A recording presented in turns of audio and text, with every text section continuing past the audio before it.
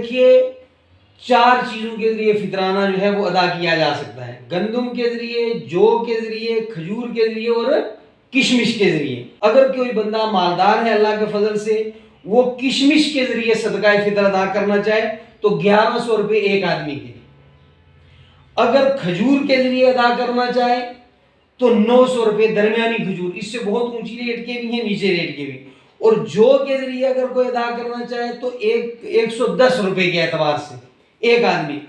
اور عمومی ہمارے علاقے کے اندر لوگ جو ہیں وہ گندم کے ریٹ کے ذریعے ادا کرتے ہیں تو 65 روپے ایک آدمی کے اعتبار سے۔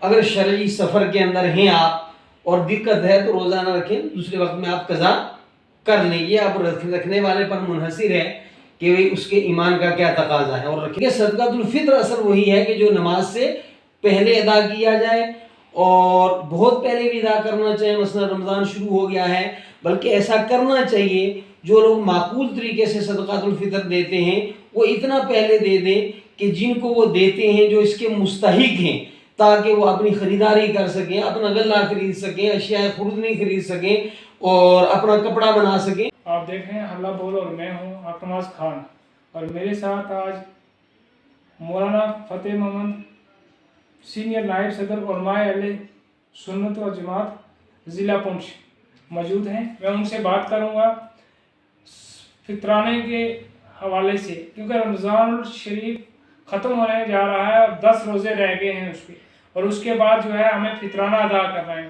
مولانا صاحب آپ کا سواگت ہے حلہ بول میں۔ جزاک اللہ۔ سب سے پہلے مولانا صاحب میرا یہ سوال ہے کہ اسلام میں صدقۃ الفطر کا کیا حکم ہے؟ بسم اللہ الرحمن الرحیم۔ حق نواز صاحب، سب سے پہلے میں آپ کا اور آپ کی وساطت سے حلہ بول چینل کا شکریہ ادا کرتا ہوں کہ آپ عوام کی ضرورت کی باتیں ان تک پہنچاتے ہیں۔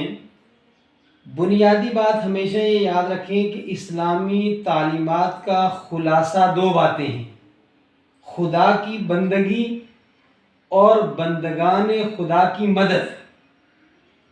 اس کے بعد انسانی فطرت کے تقاضے کے پیش نظر اسلام نے سال کے اندر مسلمانوں کے لیے مذہبی طور پر 2 تہوار رکھے ہیں، ایک عید الفطر اور ایک عید الاضحیٰ۔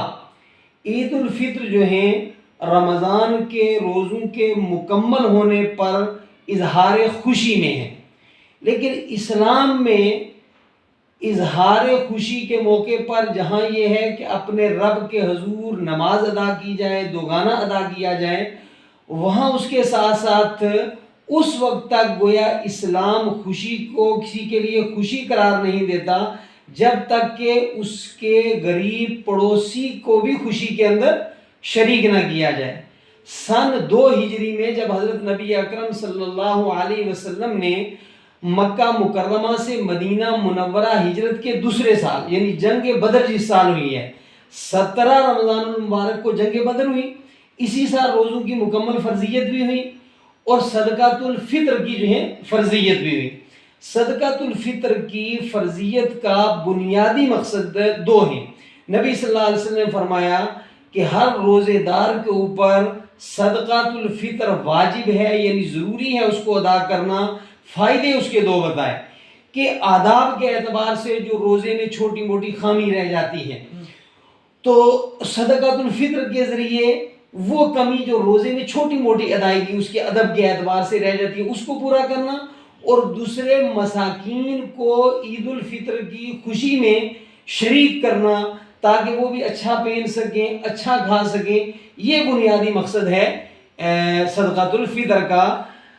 قرآن پاک کی آیت قد افلح من تزکا، سعید بن مسیب جو بہت بڑے تابعی عالم دین گزرے ہیں، اور عمر بن عبدالعزیز، وہ دونوں کہتے ہیں کہ قد افلح من تزکا میں جو تزکا ہے کہ کامیاب ہو گیا وہ جس نے پاکیزگی اختیار کی۔ فرمایا پاکیزگی سے مراد یہاں صدقۃ الفطر ہے۔ تو صدقۃ الفطر جو ہیں وہ گویا غریبوں کو اپنی خوشی میں شریک کرنا ہے، اور اسلام کے اندر یہ واجب ہے ہر بالغ بلکہ نابالغ مالدار بھی، تو جو صاحب نصاب ہو ان تمام پر جو ہے وہ صدقۃ الفطر، وہ چھوٹا ہو بڑا ہو غلام ہو آزاد ہو، ان سب کے اوپر مرد ہو عورت ہو یہ صدقہ فطر، بلکہ یہاں تک ہے کہ روزہ آسمان و زمین کے درمیان قبولیت کے اعتبار سے لٹکا رہتا ہے جب تک صدقۃ الفطر ادا نہ کیا جائے۔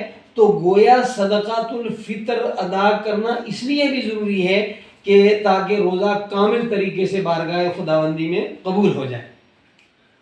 فطرانہ کتنا ہوگا اور کب ادا کرنا ہے؟ کیا عید سے پہلے کرنا بہت ضروری ہے، یا اگر کوئی نہ ادا کر سکے، اس کو پتا ہے کہ میں نے ادا کرنا، تو اس کے لیے کیا حکم ہے؟ اس کے لیے کیا اسلام میں کیا حدود رکھی گئی ہے؟ دیکھو بہتر یہ ہے اور ہونا یہ چاہیے کہ نماز عید الفطر کی ادائیگی سے پہلے اس کو ادا کر دیا جائے، یہ صدقۃ الفطر ہوگا۔ خدا نہ خواستہ کسی عذر کی وجہ سے، غفلت لاپرواہی کی وجہ سے اگر ادا نہیں کر سکا نماز عید الفطر سے بعد، تو بعد میں بھی اگر وہ ادا کرے گا تو اس کی طرف سے ادا تو ہو جائے گا، صدقہ تو ہو جائے گا، لیکن صدقۃ الفطر اصل وہی ہے کہ جو نماز سے پہلے ادا کیا جائے، اور بہت پہلے بھی ادا کرنا چاہیے۔ مثلا رمضان شروع ہو گیا ہے، بلکہ ایسا کرنا چاہیے جو لوگ معقول طریقے سے صدقۃ الفطر دیتے ہیں وہ اتنا پہلے دے دیں کہ جن کو وہ دیتے ہیں جو اس کے مستحق ہیں، تاکہ وہ اپنی خریداری کر سکیں، اپنا غلہ خرید سکیں، اشیاء خوردنی خرید سکیں اور اپنا کپڑا بنا سکیں۔ تو اس کو بہتر یہ ہے کہ صدقۃ اپنا نماز کی ادائیگی سے پہلے سے ادا کریں۔ فطرانہ جو ہے کئی بار جب عید سے پہلے یا نماز جمعہ یا الوداع جمعہ تک کئی علماء حضرات یہ کہتے ہیں جناب آپ یہ بندہ مستحق ہے، فطرانے کے مستحق ہے، آپ اس کو دے دو۔ تو کئی بار جو فطرانہ دینے والا تھا وہ بھی سوچتا ہے نہیں مولانا صاحب نے کہا میں اس کو دیتا ہوں، اور بعض ایسا بھی ہوتا ہے کہ کئی رشتہ دار جو فطرانہ دینے والا ہوتا ہے اس کے رشتہ دار جو ہیں بہت غریب ہیں۔ کیا سب سے پہلے اپنے رشتہ دار میں اگر کوئی غریب ہے اس کو دینا افضل ہے، یا اس کے بعد جا کے باہر کسی کو دینا تو وہ افضل ہے؟ وہ کیا اس صورت میں کیا ہے؟ دیکھیے صدقۃ الفطر ہو، زکوٰۃ ہو، جتنے صدقات ہیں اس کے سلسلے میں اسلامی تعلیمات کی ایک بنیادی بات یاد رکھیں کہ سب سے پہلے اپنے اقربا کو آپ زکوٰۃ دے رہے ہیں یا کوئی بھی صدقہ دے رہے ہیں، کسی بھی مستحق کو دیں گے ادا ہو جائے گا، لیکن نبی صلی اللہ علیہ وسلم نے فرمایا کہ اگر قریبی مستحق رشتہ دار کو دیں گے، لیکن قریبی میں ایک چیز یاد رکھیں کہ ماں باپ نے ماں باپ کو ویسے ہی دینا ہے، یہ نہیں کہ ان کو نہیں دینا، ان کو صدقے کے علاوہ دینا جو ہے بچوں پر استطاعت ہے تو فرض ہے، اسی طرح اولاد کو، لیکن ان کے علاوہ جو ہے قریبی رشتہ دار، بہن بھائی بھتیجے بھانجے جو بھی قریبی رشتہ دار ہوں، تعلق دار ہوں، پھر قریبی سے پھر دور بنتا ہے، تو سب سے پہلے اسلامی تعلیم یہ ہے کہ قریبی مستحق کو جو ہے وہ دیا جائے۔ قریبی مستحق کو نظر انداز کرنا یہ اچھی بات نہیں ہے، یہ مجموعی طور پر مسلمان کو جو ہے وہ پتہ ہونا چاہیے، اور پھر وہ اپنے اعتبار سے دیکھ لے کہ جو میرا قریبی زیادہ مستحق ہے پھر اس کو دیں۔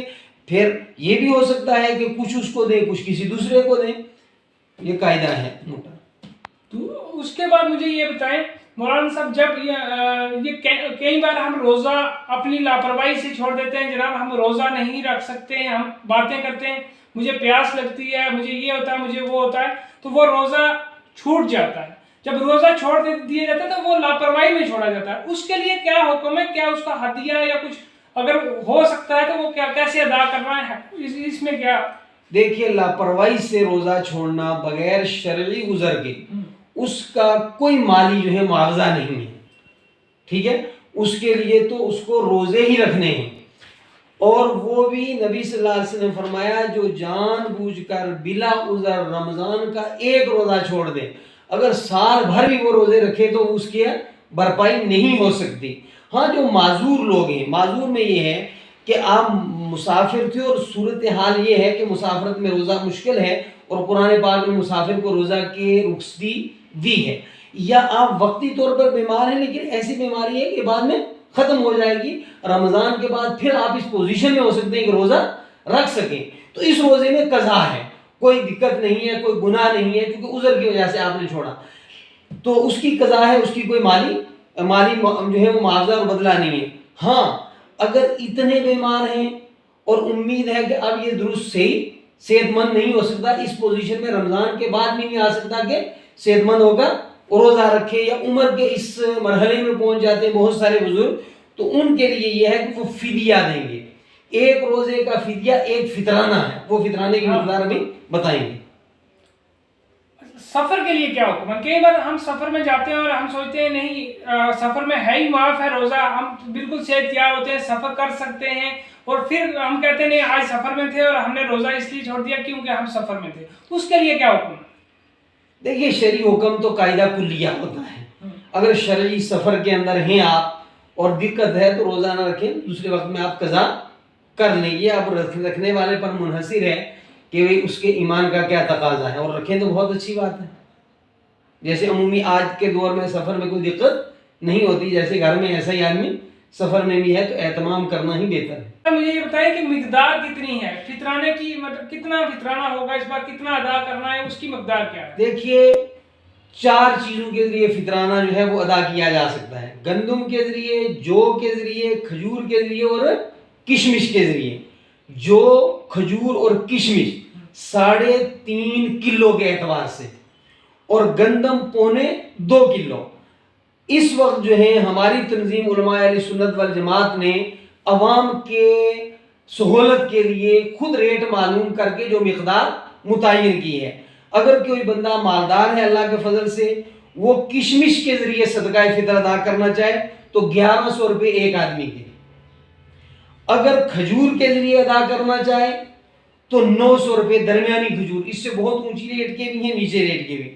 اور جو کے ذریعے اگر کوئی ادا کرنا چاہے تو 110 روپے کے اعتبار سے ایک آدمی.